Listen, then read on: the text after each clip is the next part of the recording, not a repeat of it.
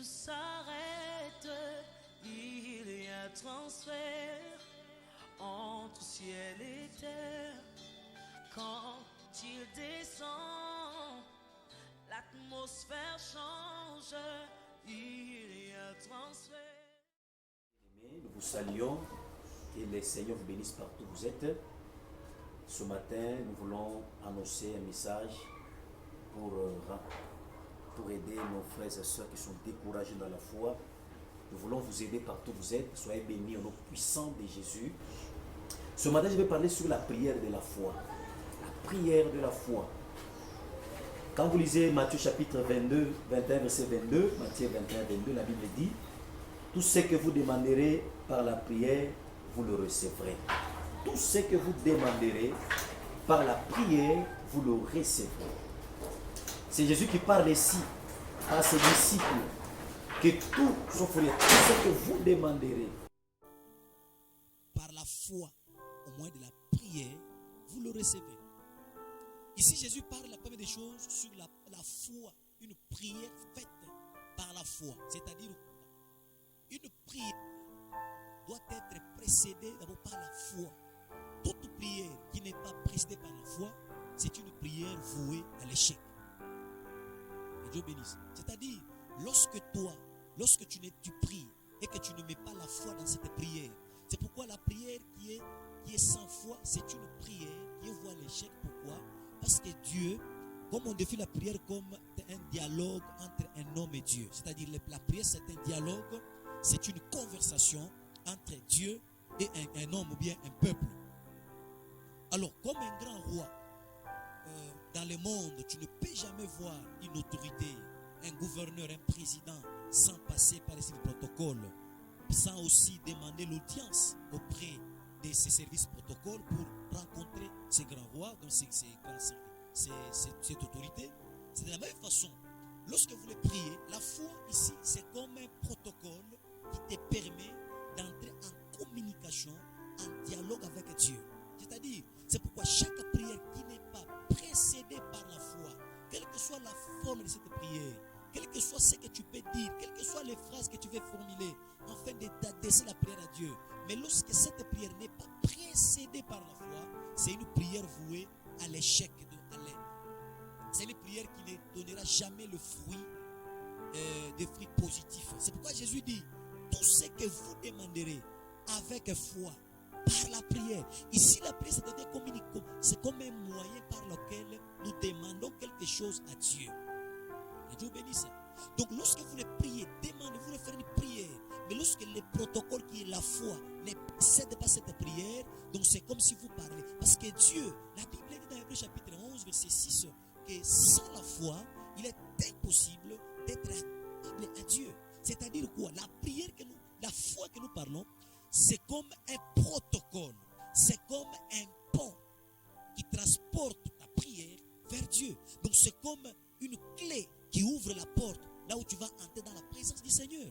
Mais lorsque quelqu'un ne prie pas avec foi, lorsque tu pries sans foi, voilà pourquoi beaucoup de prières ne sont pas exaucées. Et Dieu bénisse. Quand vous voulez prier quand vous voulez demander quelque chose à Dieu, surtout pendant cet état difficile que nous traversons, pendant ces temps de complications, pendant ces temps de troubles, bien aimé, il y a la foi de plusieurs. Il y a des gens qui souffrent, il y a ceux qui ont perdu leurs emplois. Peut-être toi, tu as perdu ton emploi à cause de cette pandémie. Nous sommes. Il y a ceux qui ont perdu beaucoup de choses, ont perdu je ne sais pas moi quoi. Laisse-moi te dire une chose. Lorsque tu veux faire une prière à Dieu, la foi doit précéder cette prière. C'est-à-dire, la foi, c'est comme un pont, c'est comme un protocole qui te donne l'accès dans la présence de Dieu, afin de montrer, afin de donner à Dieu des requêtes, de dire à Dieu ce que tu as besoin qu'il fasse pour toi. Et Dieu bénisse. Et cette prière de foi, bien aimé dans le Seigneur, doit se faire. Une prière de foi, ça se fait avec le cœur, pas avec la pensée. Parce que lorsque vous pensez, lorsque vous faites une prière qui vient de la tête, voilà beaucoup de gens aujourd'hui, ils demandent avec la tête, voilà, la prière ne donne pas les effets. Mais lorsque vous priez avec le cœur, la prière de foi, c'est avec le cœur. Et Dieu bénisse. Donc, c'est une prière faite avec le cœur, pas avec la tête. Parce qu'avec la tête, tu vas commencer à... C'est pourquoi vous allez voir même dans le domaine de nous les serviteurs de Dieu, il y a quelque chose qui se passe. Vous savez pourquoi beaucoup de gens aujourd'hui, ils n'arrivent même pas à faire de miracles? Parce que bon, le miracle est réservé, Jésus a dit, heureux le pauvre en esprit. Jésus dit, le royaume des cieux semblable à ce qui se fait comme les enfants. Il dit, aux enfants. Le Dieu que nous prions, il veut que nous puissions garder cette attitude, ce cœur-là d'un enfant de Dieu. Fais attention, lorsqu'un enfant demande quelque chose devant son père, il n'a pas besoin de savoir où est-ce que son père va prendre l'argent, où est-ce que son père va, quelle est la stratégie que le père va mettre en action pour lui exaucer à la prière d'un enfant. Lorsqu'un enfant demande quelque chose devant son père, lui demande avec foi, avec assurance, que comme il est mon père, il va me donner. Il n'a pas besoin de savoir où est-ce que son père va prendre ça. Une prière faite sans foi. Voilà pourquoi est-ce que nous avons beaucoup de groupes de prière. Voilà pourquoi les églises. Voilà pourquoi des requêtes ne sont pas exaucées. Pourquoi? Parce que la foi que nous n'avons pas la foi vis-à-vis du Seigneur. Que Dieu bénisse. Cette prière faite avec le cœur, c'est une prière simple. Ce n'est pas, écoutez, Dieu ne sera pas étonné, il ne sera pas surpris quand vous formulez des phrases en français, je ne sais pas moi en quelle langue, en anglais, pour répéter Dieu. Dieu n'a pas besoin de ça, mais Dieu a besoin d'une prière, d'un cœur d'un enfant de Dieu, un cœur qui a confiance en Dieu, un cœur qui a besoin, donc quelqu'un qui demande avec assurance. N'oubliez pas, la Bible précise, la Bible nous dit que la prière, donc la foi, c'est une ferme assurance des choses qu'on espère, mais une démonstration de celles qu'on ne voit pas. Écoutez bien aimé, il y a des gens qui vivent sans prier, ils vivent des miracles sans prier. Vous savez ça? Parce qu'il avait dit le juste vivra par sa foi. La foi, mais par sa foi. C'est-à-dire quoi? Il y a certaines choses que tu ne sais pas, bien aimé dans le Seigneur. La vie chrétienne, c'est une vie de foi. C'est une vie par la foi. La Bible dit, le juste vivra par sa foi. Donc, les agissements, tout ce que tu fais, les actes posés, lorsque tu le fais avec foi, Dieu, je vais te choses. Que Dieu vous bénisse. La prière de foi, c'est une prière faite dans des circonstances précises. C'est-à-dire quoi? Vous avez besoin de quelque chose. Quelque chose ne va pas marcher dans votre vie. Vous demandez à Dieu quelque chose. Mais lorsque vous demandez ces choses-là, donc dans cette circonstance précise, que tu demandes quelque chose à Dieu, tu vas appliquer la foi individuelle pour demander. La foi que je te passe, c'est une foi. Lorsque tu veux demander quelque chose à Dieu, tu demandes avec foi.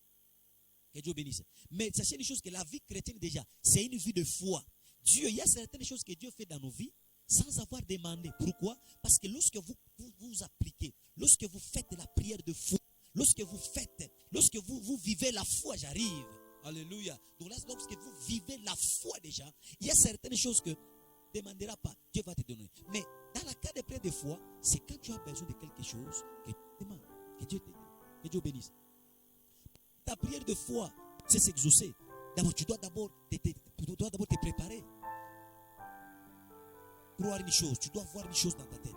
La Bible dit, je reconnais que tu peux tout et que rien ne peut s'opposer à tes pensées. C'est-à-dire quoi? C'est Job qui dit, après avoir vu beaucoup de souffrances, après avoir été éprouvé, vous savez, Satan, la cible idéale, la cible principale que Satan attaque et que Satan suit chez nous, c'est d'abord la foi. Quand vous lisez Luc chapitre 22, verset 31, ici Jésus parle à Simon, il dit, Simon, Satan vous a réclamé pour vous grimer comme le froment. Mais j'ai prié pour vous, afin que votre foi ne défaille pas. N'est-ce pas ça? Ici, Jésus voit que Simon était réclamé par le diable. Mais au lieu que Jésus chasse le diable, mais Jésus pour la foi des pierres. Pourquoi? Parce que la cible de Satan, ce n'est pas tes enfants, parce que même il y a ceux-là qui n'arrivent pas à donner les enfants, ils partent chez les charlatans, les féticheurs pour leur donner les enfants. Donc Satan peut aussi donner des enfants. Et Dieu bénisse. Mais même si ce sont des démons qui transforment en enfants, n'est-ce pas ça? Il y a Satan donne l'argent. C'est pourquoi lorsque Satan attaque ton argent, lorsque Satan attaque, je ne sais pas moi, ton mariage, Satan n'a pas besoin de prendre ton mariage. Lui, il a besoin de détruire pour détruire ta foi. Donc, si l'idéal de Satan, c'est la foi. Voilà, lorsque Satan veut t'attaquer, ce qu'il veut, c'est la foi. Alors, il passe tes biens, par je ne sais pas la maladie, par ta santé. Il attaque ta santé. Il attaque, je ne sais pas moi, ta maternité. Il attaque, je ne sais pas, ton travail. Il attaque ton emploi. Jusqu'à lui, sa cible principale, c'est d'abord la foi. Et Dieu bénisse. Voilà, lorsque Satan attaque, il veut que tu sois découragé dans la foi. Que Satan sait une chose, que c'est la foi qui te met en communion avec Dieu. Vous savez ça? C'est la foi. Même la vie chrétienne, c'est une vie de foi à celui qui croit. C'est-à-dire donc, si tu crois, tu es dans le christianisme. La vie chrétienne commence par croire en Jésus comme Seigneur et Sauveur. Donc, avoir la foi. Voilà, Satan, ce qui dérange beaucoup. Je peux te révéler aujourd'hui, la chose que Satan cherche, ce n'est pas ton argent. Je ne sais pas, très cher pasteur. Ce que Satan ne veut attaquer dans ta vie, c'est juste la foi que tu as, afin que tu sois découragé. Que Dieu bénisse. Voilà, lorsque quelqu'un applique la foi dans la prière, lorsqu'il précède la foi dans la prière, devant la prière, Satan sait bien que le Dieu qui est au ciel, c'est un Dieu qui exauce la prière. Tout le monde vient à lui. Satan sait ça. Alors lorsque tu veux demander, il doit d'abord décourager la foi. C'est pourquoi lorsque tu veux faire une prière, Satan commence à te rappeler comment c'est difficile. La foi aussi, c'est quoi? C'est le qui nous amène, qui nous introduit dans la dimension de vivre la loi, dans le loi céleste. Parce que n'oubliez jamais, bien aimé dans les Seigneurs, que nous sommes dans un monde où il y a la loi de la raison et de la logique qui domine. C'est-à-dire, nous sommes dans un monde où la loi de la logique domine. Ou la loi naturelle, si vous voulez bien. Mais dans la foi, c'est aller au-delà de la raison et de la logique.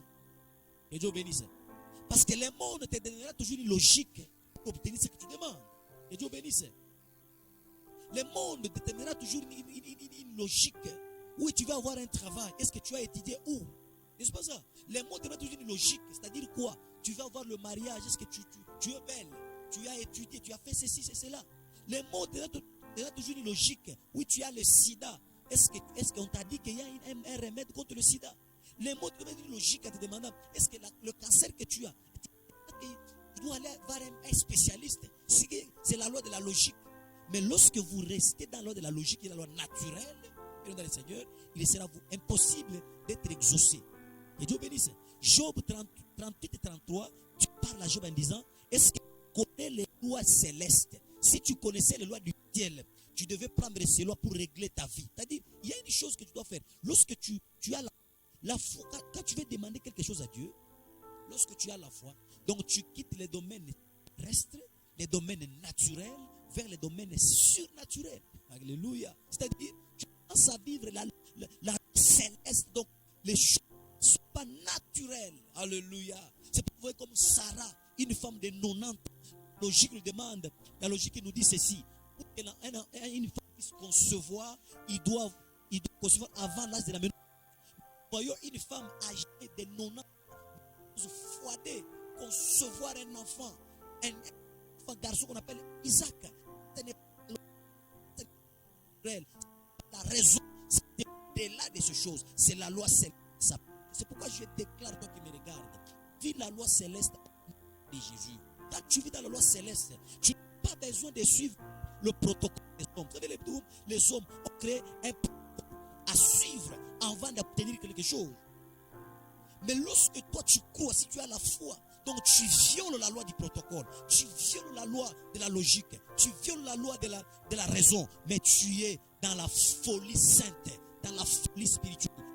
C'est pourquoi je déclare, si vous croyez que Dieu aimé dans le Seigneur peut changer votre situation, c'est cela au sang de Jésus.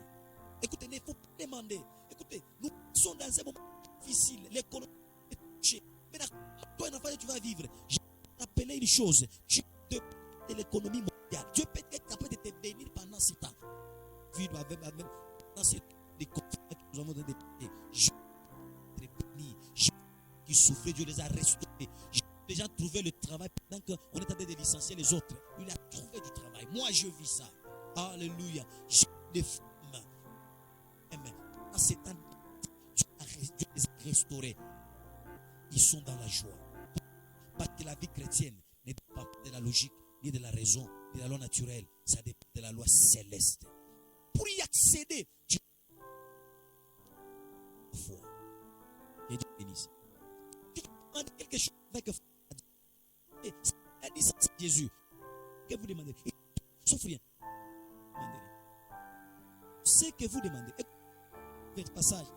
lisez Ephésiens chapitre 1, verset 3, la Bible dit, béni soit le Père de notre Seigneur Jésus-Christ, qu'il nous a bénis des bénédictions spirituelles dans le lieu céleste. Il dit de toutes sortes de bénédictions spirituelles dans le lieu céleste. Il nous a bénis. C'est fait. Ok. Il y a déjà des bénédictions. La Bible dit, quand tu as quoi que ce soit, tu déjà sais de quoi. C'est un moyen.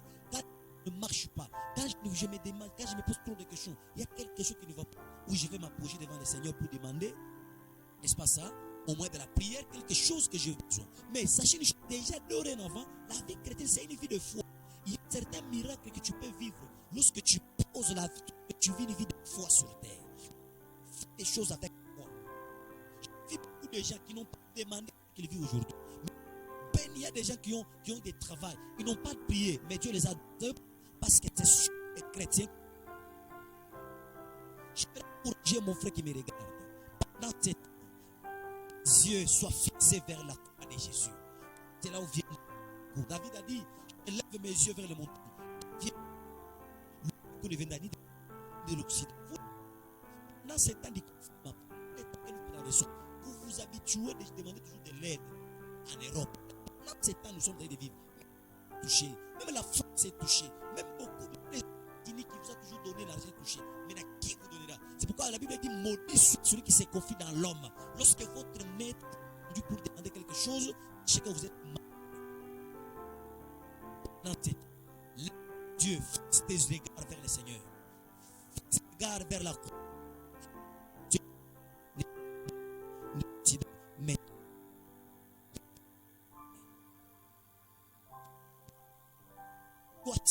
la foi nous fait cette la loi dans les il y a une bénédiction là-bas. Alléluia. Lorsque vous montez dans la vie céleste, la Bible dit pas lutter contre la chair, mais contre la domination céleste. Elle dit tout ça dans le céleste, donc dans la dimension spirituelle, dans la dimension surnaturelle. Cela se passe des luttes, nous sommes en train de lutter. Pendant ce temps, Satan s'élève pour empêcher les enfants de Dieu de vivre la main de Dieu. Vous savez, pendant ce temps, Satan de se moquer des autres. J'ai eu un message cette nuit, j'ai beaucoup regretté. Je vis après ces confinements. Beaucoup de chrétiens abandonnent la foi, bien-aimés, parce que ces confinements, les gens, il y a certains chrétiens, ils étaient comme des véhicules sans carburant, ne pouvaient pas marcher. C'est-à-dire, pendant qu'on a fermé les églises, lui devient d'abord païen. Il recroira encore lorsqu'on ouvrira les églises. C'est pas ça. Donc ces gens-là vont abandonner. Dieu m'a dit, il y a beaucoup de gens. Satan ciblé la foi de plusieurs. Laisse-moi te dire, ce n'est pas la peine d'avoir frère.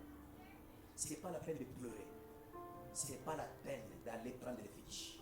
Mais c'est plutôt un temps où il faut chercher la face du Seigneur. C'est un temps de demander avec foi. Lorsque tu demandes avec foi, lorsque tu pries avec foi, je t'assure ceci, le Seigneur qui est juste, qui écoute la prière, entend ta prière et te donnera.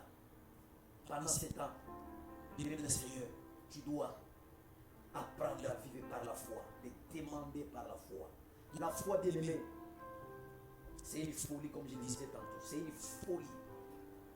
Selon le monde, c'est une folie. Devant Dieu, c'est ça la logique. La logique de Dieu, c'est la foi. La logique de ce monde, il veut des explications. C'est pourquoi je vais vous dire, Dieu peut te bénir sans passer par les ébats logiques. Oui, il y a ceux-là que Dieu va bénir. Alléluia. Est-ce que pendant, il y a des gens, la Bible, tous ceux qui ont fait des miracles avec Dieu dans la Bible, c'était des gens qui ont allé au-delà de la logique. Que Dieu bénisse.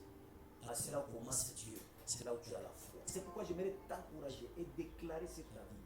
Toi qui me regardes, toi qui me suis partout dans le monde, quelle que soit ta situation, j'aimerais te bénir ce soir au nom puissant de Jésus. Tout dépend de laquelle tu vas suivre, mais j'aimerais te bénir là où tu es. Quelle que soit ta situation, crois encore, Dieu exauce. Nous avons essayé, nous avons demandé à Dieu, Dieu nous a donné. Écoutez, j'aimerais insister sur une chose, ne demande pas avec la tête.